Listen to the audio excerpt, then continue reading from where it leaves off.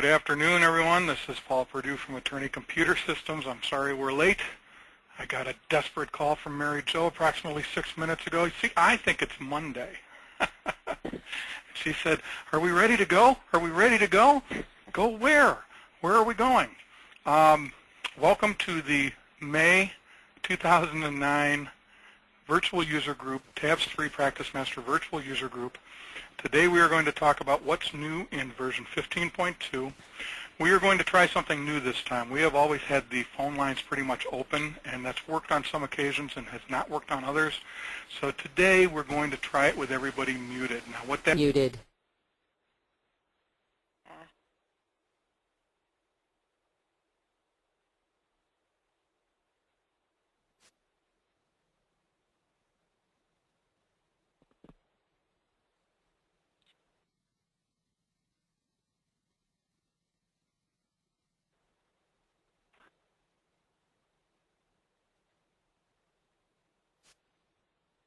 Yep.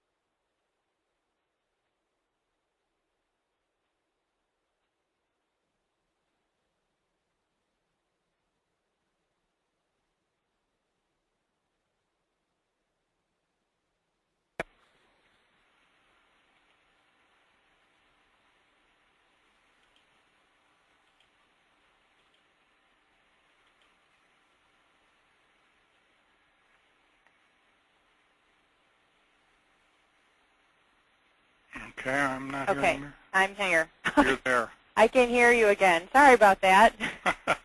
This is just one of those days, I'll tell you what. It's not really Monday, so you can't blame it on that. Okay, where are we at? I had just said that you were going to talk about Excel output capabilities and then started to panic because you didn't talk. Yeah, I got muted too when we muted everybody. So, okay, let's get started here. We're going to talk about, what I'm going to start with is the new Excel output capability, and we're going to go into a little bit more detail here in just a few minutes at the end here and tell you a little bit which reports and things like that. But we now have the ability to save any report in an Excel format. So whether you're in Tabs, General Ledger, PracticeMaster, whatever, you do have that capability to check a box and actually save that report to Excel. And many reports have been optimized to actually be Excel compatible, so they kind of come over there really nice. So we'll go into a little more detail at the end here, but that's the first thing that we have. The other thing that we can do is we can now copy lists to the clipboard and then paste them into Excel or Word. And I'm going to show you how to do that real quick. Right now we are in PracticeMaster. If you are in Tabs, General Ledger, Accounts Payable, or Trust, you have the capability in the list format to copy one record at a time. But in PracticeMaster, you can copy an entire list and paste it into a Word or an Excel document. So I'm going to just go into my cost screen. We'll take this from Michael Larson. And you can see he's got no cost, fees. Let's try fees. There we go. All right, if I want to copy part of this list to Word or to Excel just to work on it, I can actually drag and highlight as many records as I want. I can go ahead and hit Control-C to copy. I can go ahead and I can open my Word document. And then I can hit Control-V to go ahead and paste that information into a Word format. And you can see it's going to take my headings and everything that I just copied and put that on a Word document. I can also do this in Excel. Open up Excel here. And I'm going to go ahead again, Control-V. And then you can see I've got my headings and everything in an Excel format, and I have all of my fees from PracticeMaster. And you can see, again, in PracticeMaster, you can copy several fee records at a time, but in all the other software, modules, you would need to do individual, one record at a time. Okay? Paul, do you want to go ahead with the next one? I will do that, and while I'm doing that, I'm going to mention that, Robin, you have put your hand up. I am assuming it goes along with all the questions that say we can't hear you right now. So, Robin, I am going to put your hand back down. If that is not why you have your hand raised, please go ahead and put it back up, and we'll get right to you. Okay, I'm going to show you the new improved print dialog box, so we're going to go ahead and just click on this and go into a print. Well, actually, I guess I need to get to something that's going to be printed, so we'll go into the report writer and just go ahead and say we're going to print this report, whatever it may be. And we now have an improved print dialog box. It's a little streamlined, but the important aspect is preview is now a button, which I like a lot, instead of being a radio button over here. And we now have the ability to have a file opened after it's saved. So if you find that you want to print a PDF of or save a PDF of a bill or a PDF of a report, you can now also check this box and have that PDF open up right away after printing so that you're looking right at the Adobe screen. And then, of course, we now have this preview button here, and then when you get back out and go back in, you're still selected for whatever you had. So preview is no longer part of the radio button and is now instead part of a button of itself. Now we also have expanded autofill capabilities, and to demonstrate that I'm going to go over here to Tabs, and we are going to go to, let's say the Client Manager, and we're going to pull up Kelly White. And as you can see, Kelly White brings up White Kelly. Now what I'm going to do real quick is I'm going to look here, and I do not have any clients that are going to bring me to a different situation. So I'm going to very quickly create a new client, and I'm going to make it Whittleman. Oh, come on now. Don't you just hate computers? We're going to create a new client, and it'll be, it can be Kelly White, but we'll make it Whittleman Joe. And we're going to make the name search Whittleman also. We're going to save that, and now we're going to go and we're going to type WHI. Those of you who are new to 15.1 and new to 15.2, this won't seem all that spectacular, but if you have 15.1 and you've gotten used to it taking you to just White Kelly when you type WHI and not showing you what's beyond, then you'll appreciate that now it also shows you all of the people that begin with WHI. So it's a more sophisticated autofill that's going to give you the ability right out of the box to find who you want without having to go first to White Kelly and then advance on to Whittleman. Okay? That was a long way to explain that, but that's expanded autofill. Mary Jo is going to talk about the improved Dropbox. Okay. The Dropbox, usually when you have something saved down in the Dropbox, when you would exit out of the software, you would lose that. You may forget that you had something down in the Dropbox. Now they actually have improved that, so a message will pop up and say, you do have files in the Dropbox, so that it gives you a little warning before you exit the software so you don't lose those temporary documents that are stored in the Dropbox. Not all that exciting on the surface, No. but if you've ever exited out of Tabs with a whole bunch of stuff in the Dropbox and then realized it was gone, it is pretty cool. I'm going to show you something that a lot of people are excited about. It is a new report called the Top Client Report. And Mary Jo, is that in Management? Client. How about Client? Yeah, right down in the corner, left corner. There we go. Thank you. This is a really cool report. It basically gives you the ability to say, I want the top X clients that have, or matters, that have certain characteristics. Maybe I want the top 20 matters by fees paid, or I want the top 10 matters by something like billed hours. Or maybe it's not clients that I want, or matters that I want, it's clients. So maybe it's the top 100, and maybe it's something else that's on this list. It's a very simple concept. We want the top X number of either matters or clients for these criteria. Okay? Again, something that when you say it, it takes merely a minute to say and to explain, but the power is really significant. We've had people ask us for things like this for years and years, and STI listened and made a list of all the different things they were asking for, top clients or top matters on, and then gave you the ability to say, I want the top 100, top 10, top 50, whatever, based on all these criteria. And then, of course, you can specify certain date ranges and certain other things. Okay? We also have an enhancement to batch statements. Anybody who's ever been billed by me or us knows that all of our bills go out as emails. That's how we've done it probably for years and years, ever since we've had the capability. Well, now we have the ability. We used to have to go into Client Manager and pull up each person that owed us money and print a bill form separately and save it separately, because if we tried to go into Generate Statements, and even if we used multiple to select all the people we were going to bill and be selective about it, we still ended up with a situation where we had one PDF that contained everything. And anybody that's worked with PDFs knows you can probably go into Adobe and chop them up into sections, but it's just a big pain. So we did it the old-fashioned way. Now we have this.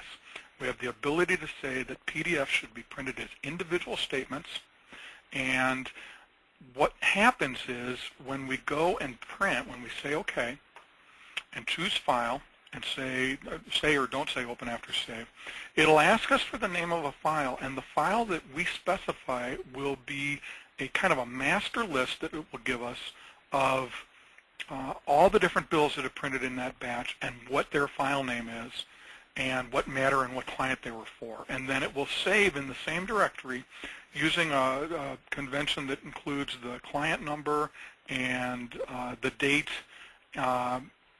It'll save the individual PDFs. So when you're done, you'll end up, if you're billing 10 people, you'll end up with 11 PDFs. One under the name that you specify in this screen right here being the summary of all the PDFs, and the other 10 being the individual PDFs that you can then attach to emails. Okay, Mary Jo?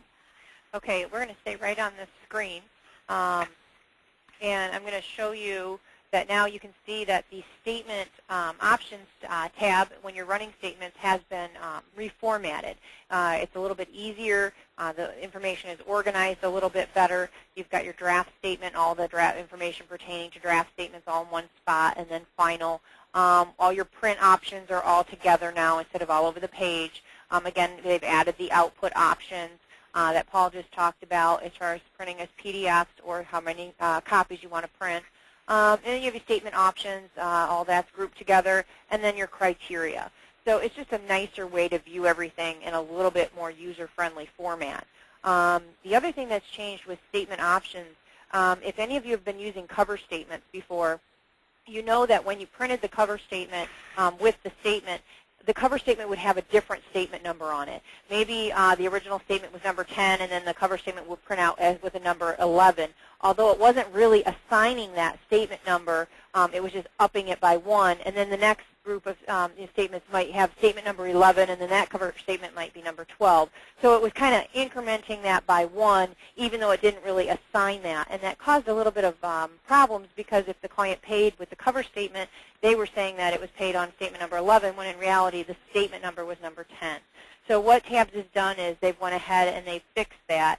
So when you go ahead and you print your statement with the cover statement now has the exact same number.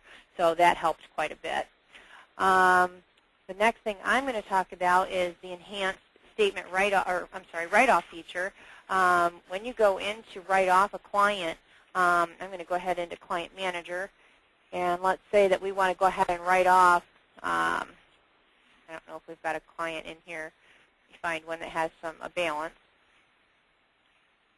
Okay, if I want to come in and write off Kelly White's divorce case, when I go into the write-up screen, there's a few more options here that weren't available before. We now have the ability to not only write off the entire balance, but we can then specify which statement to write off, and then if we want to write it off by timekeeper or by a single statement, we can write off a portion of the entire balance instead of just the entire balance.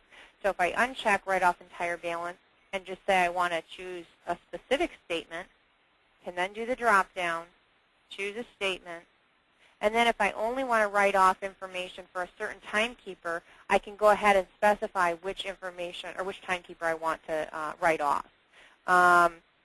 We can then also, if I have, if I just want all timekeepers and the statements, then I have the ability to also just write off whatever portion of the fees, advances from that statement that I want to do. So it just makes it a little bit more detailed on how we can write off, especially if you want to write off finance charge or things like that. You don't have to do the entire balance or all of a specific statement. You can go in and break it down, or by timekeeper. Paul? Okay. I'm not going to show you this because it's kind of boring and it really just has to do with a certain thing. The summary work in process report has been improved, and mainly it has to do with how credits are now shown. Credits have always been lumped in with payments before, and they're not really payments, and that's caused a lot of problems for people that try very hard to tie everything, every little number together, because credits will appear separately in certain other reports, but not in the work in process. So they were throwing off those figures for people. So the credits now print as a separate line item, and they're no longer combined with payments. And then when you have hours to bill, we'll now show credits separately. And when you have current balance column, we'll now show credits separately also. So the way credits are handled in the summary work in process report has been changed so that they are now totally segregated, meaning that they will no longer be lumped in with payments, causing confusion when you're trying to tie those reports out to other reports. Mary Jo? Okay, I'm going to talk about two enhanced features that we have on two of our reports. If we go into reports for our fee compensation rules report, they have now added a button so that instead of getting just the clients that have fee compensation rules defined, you can now check this box and say only print clients with no fee compensation rules defined. That way, if you're trying to find out who has not had the rules defined for them yet, you can do one report that just will list everybody that does not have fee compensation rules defined. So that's just a nice little feature there on that report. And on the cash receipts report, we have also added a box so that now you can see what type of payment they have made. So on the options tab, we now have receipt type as an option when you're using the detail. And you can go ahead and check whether it'll tell you if it was a check, cash, credit card, how they made that payment. So two just, very simple boxes, but it can help to get your information a little bit better. Paul? Okay. I'm going to skip to the second one, Mary Jo. Find and replace. This is huge. Find and replace is for all those people that may want to change something across the board and they haven't had a way to do it in the past. For instance, if you wanted to change, let's say, primary timekeeper for everybody that's currently assigned to Michael Larson, you want to change it to, or Michael Jensen, I'm sorry, change it to somebody else. Right now, that may be something you can do in Tabs, but we've added this capability to, maybe you want to change county of filing from Lancaster to something else for every record that has Lancaster as county of filing. Or maybe you want to change, you no longer call them chemical burns, you call them chemical injuries. Okay, I'm kind of grasping at straws here, but the point is you can now go in and change any field to any other thing using find and replace. And what you do is you either get the list on the screen that you want and highlight the records that you want to change, or just simply get into a list and go into find. For me, it's Control F. It's also up here in the edit command. You tell it what you want to search for, what you want to replace with, whether it's the current list or just the highlighted records, whether you're looking in all fields or just specific fields. So for instance, if I wanted to find all, maybe somebody used to work in my office that spelled Toledo, T-O-L-D-O. And they're gone now, but we've got a lot of records that have T-O-L-D-O when it should be T-O-L-E-D-O. we'd want to search in all fields for Toledo, T-O-L-D-O, and replace it with Toledo, T-O-L-E-D-O, and then go ahead and say find, or which would take us to each one and replace one by one, or just replace all. Or if we want to do specific fields, maybe we want to change that county of filing from Lancaster to Lancaster County or something like that, we would just come in here and clear all, maybe put it in order by name so that we can find it quickly and go to county. Well, that's country, but there we go, county of filing. And we would say, yeah, I always do this. I don't actually select the field. And we would be choosing to change just that one specific field and look for whatever's here and replace it there. So it's basically find and replace for PracticeMaster. And of course, if you're using it in fields that carry over to tabs, then so be it. It can work that way too. But it's something that in the past was very difficult to do. You'd have to, if you wanted to find all occurrences of the word T-O-L-D-O and change it to T-O-L-E-D-O, you kind of have to go through by hand or else do some really intricate data massaging to make it happen. Mary Jo, you go on to the next one, and I'll figure out what this last one is. Okay. What we're doing, the other thing that we've added in PracticeMaster is a new client inactivity report. If you go to the report tab here and then you go down, you can see there's been a new report added right here on the main screen. If you click on that client inactivity report, you'll see that it almost looks like a tabs report, which is nice. It's easy to go ahead and find which clients you want. And then the options you have is you can say, I want to see all my clients that have had no activity in the past, however many days, weeks, months, years, however you want for your time frame. And then you can tell which files you want to search. Do I just want to see if they've had no calendar records scheduled, any journal notes prepared, any fees or costs, things like that. So you can limit that criteria and see inactivity, see if there's anything out there that you're missing. Again, you have different primary and secondary sort orders. So it does look very similar to a tabs report, but it has that ability to go through in PracticeMaster and find out what clients have had no inactivity. The next thing that I was going to talk about also is we've added in PracticeMaster the ability to go ahead and save documents into PracticeMaster directly from Word, Excel, or Adobe.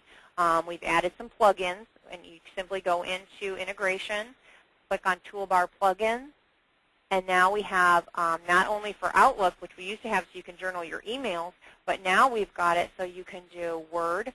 You install the plugin, Excel or Adobe, and that will go ahead and put that toolbar just like you see in Outlook. PM journal it, calendar it, put a fee for any document that you're saving out in those formats.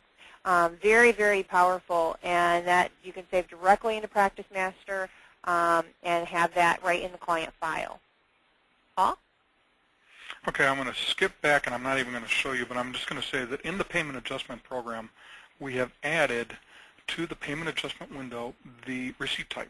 And there's now a button next to it, and when that button is clicked, if it's a credit card, you will be taken to the credit card information for that particular payment that you're adjusting, just something that was added because of the addition in 15.1 of credit card processing. We've also improved Word document assembly. If you've ever assembled a document in PracticeMaster, we'll do one right now, and gone to save it, it's kind of silly because you could have it pop up a document management record window, but you would have to have saved it first in order to know what field how to fill in that field. Now, as part of the document assembly process, that field is already filled in for you. So we'll go ahead real quickly and we'll do a letter to request medicals for Mr. Larson. And there we are.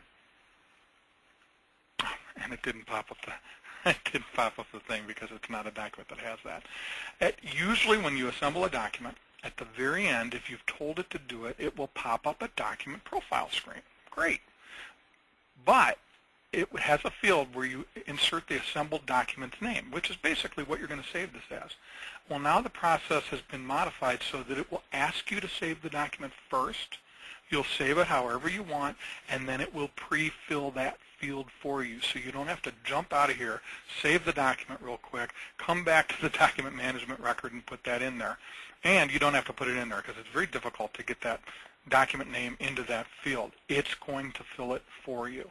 It's exactly the same thing that it does in what Mary Jo was talking about, where if you have a document and you go to save it to PM, it'll let you save it first, and we'll just call this test, and then it will let you pick a client, and bam, it's already got this field filled in. Okay, very handy, very helpful, because you really need to save it first, and that wasn't the way it was working before. It was asking you to fill in that document profile before you even had the name of the file. Okay, Mary Jo? Okay, I'm going to talk just real quick about a small change in calendar. If you were in a calendar record to add a new calendar entry and you chose all as the user, let's say if I came in here on the 18th, and down here on the group information, if I had chosen all before, it would always put the word all in there for the new, for the specification, you know, for who did it. Now what that's doing is it's going to default to blank instead of all for that new record. So you no longer will have to, it won't say all, it will just be blank. So that particular user will have a blank ID for group info. That should take care of all those records that are mistakenly created for everyone that you then have to go in and change. My next two are pretty simple. The CompuLaw calendar plan report has been modified so that the entire comments field prints instead of just the 128 character description field. It's just a minor technical change for those of you that are using CompuLaw calendar plans and are printing the calendar plan report. Also, the conflict of interest in document search has been changed to allow searches for multiple occurrences of the same word. So if you're looking for that, it will no longer tell you that it's only going to search for one. It will now go ahead and search for all of them. Okay, Mary Jo? I'm going to just tell you about this. This is for our client-server version clients. We have had a new notify button when you have initiate a lockout. If you have an exclusive activity that you need to do, you need to run a data file integrity check, and you start the program, the box pops up and tells you which users are still in the system, and they may not get a notification that there's been a lockout until they start a new activity, and then the box will pop up and say so-and-so has initiated a lockout. Well, now they've added a notify button where you can just go ahead and any of those users that have popped up in that box that are still in the system and you need to ask them to sign out, you click on the notify button and it will send an instant message to their screen. Tell them, please exit the software so, you know, Mary Jo can run the data file integrity check. So very cool, but it is only available in client-server version. But ends the chase around the office where you're trying to get people out of PracticeMaster. Mm-hmm. Okay. Also in the client-server version, the eNote window now has a new Open PracticeMaster toolbar button that basically restores the main PracticeMaster window so that when you're in an eNote, you can go straight back to PracticeMaster and kind of jumping back and forth without having to jump through any hoops to make that happen. Okay, Mary Jo? Okay. I'm going to talk about accounts payable in the 1099 feature. When you do reports or forms or disks, if you saved them to a disk, before when you would go ahead and you would choose your options to run the 1099, you had to choose what data source option that you wanted, whether you wanted to have the year-to-date vendor totals or the paid and posted invoices. Now they've eliminated that completely. There is no data source here anymore. It's just taking all the information from the invoice file, and it eliminates that need to choose your data source. So it's just one little less step you have to do when you're doing your 1099 report or your 1099 forms. Okay, this one is huge. We now have the ability to output to Excel. Okay, people have been asking for this for, ever, I suppose. So I'm going to go into Tabs, and I'm going to do a detail AR report. And when I go to save this, or to create this, I now have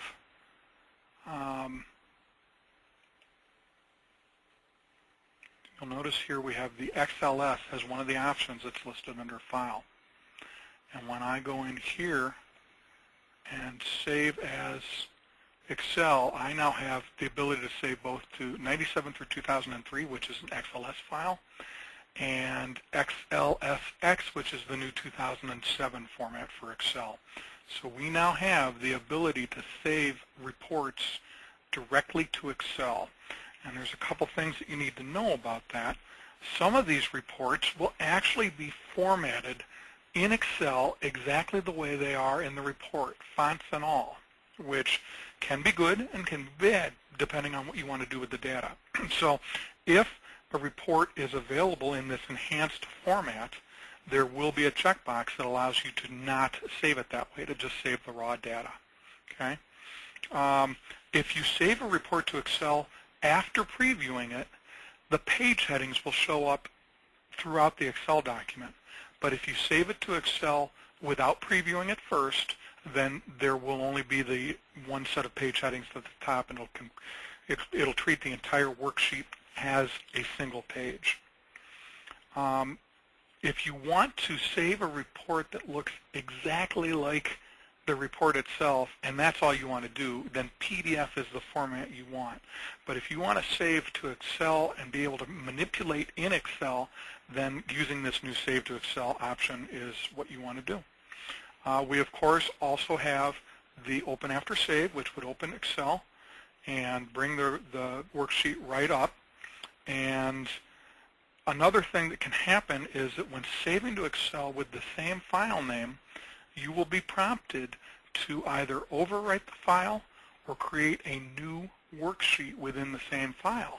So if you're saving a certain group of data month after month after month to the same file, you're not going to be forced to overwrite that file. You can actually add a new worksheet, so you'll end up being able to create a January worksheet, a February worksheet, a March worksheet, etc. Okay? Mary Jo? I'm just briefly going to talk about which reports have been formatted to be able to go out into Excel. They've been optimized to do that.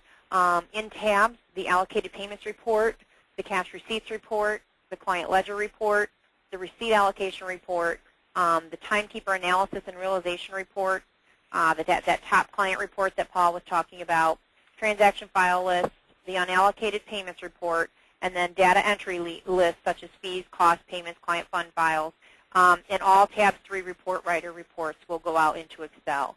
PracticeMaster, all PracticeMaster report writer reports, or the client inactivity report goes over. And these ones, I know everybody loves this part because when you're working in General Ledger, you want to be able to get that data out and be able to look at it in an Excel format sometimes. So General Ledger has added the balance sheet, budget report, General Ledger report, income statement, journal report, trial balance report, data entry lists, and all General Ledger report writer reports. Accounts payable has added the invoice manual check file, any data entry list. Trust has also added the data entry list and the trust transaction file. If you want more information about the Excel output feature, there is a knowledge base article, and I'm going to give you that article number, so you can go ahead and look it up, and then that does have a listing of those reports as well. And that is KB article number R11280. That's R11280. And that can help you, too, if you have any other questions or concerns about the output to Excel. And to get to that knowledge base article, you go to support.tabs3.com. You will eventually be taken to a place where you can search by clicking on this tab here. And when you do search, it will allow you to enter that knowledge base article number right here and click on Go. If you want a copy of the What's New list, go to the same site, but over on the right, scroll down a little and click on What's New lists. And one of them is the new 15.2 What's New list. Click on that and you'll be able to print that out. If you want to know how to get version 15.2, if you are on maintenance, you will be getting an email over the next several weeks. They do space this out because they don't want to have an overload on their tech support lines with people having trouble or trying to download the software. It is a download, so the email will point you to a link where you can go download the package, and it takes about 5 or 10 minutes to install, and you're ready to go.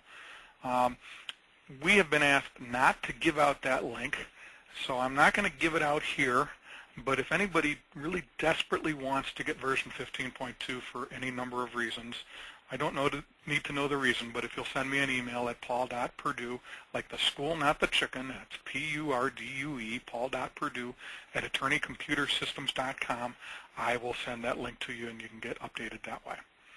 And Okay, Paul, I'm just going to add just real quick, if you're in the software already and you want to get to that information as well, instead, if you don't know how to, if you forget the link or whatever, to get to the help, just go into help. And then if you go to Internet Resources, there is a knowledge base link right here in software. You can go ahead and click on knowledge base, and you can get right into that article, get to the index. And also there's a What's New button. And if you click on that What's New button, it'll take you right to that the information that Paul and I had just went over for you. So it's a quick way to get there. That's Here's too 15.2. easy. I come from an era when we didn't even have mice to click, so I prefer to do things the hard way. I like to do it right in the software, right where we are, so we can get the information. So there's a 15.2 link. It gives you a PDF file. You can print it out right there, and that gives you everything with pictures and graphics of what Paul and I just talked about. So. And keep in mind that while this is a software update, if you go into Internet Resources and go to the software update, currently that will only take you to the latest version of 15.1, the latest release of 15.1. Until you get the new link from STI and download the 15.2, you will not be able to use this link to get to 15.2. You will only be able to use that to get to the most current release of 15.1. So again, if you do want 15.2 and don't want to wait for the email to come from STI, just send an email to me. And that, I believe, ends. We don't have any pending questions. Are there any other any questions? We don't from have anyone? any hands raised. We'll going once, going twice, going 3 times. We are done. It is the end of the May 2009 Tabs3 PracticeMaster Virtual User Group, otherwise known as the Water Cooler. We will see you next month when Tuesday will really be a Tuesday and I will be on time. Thanks very much.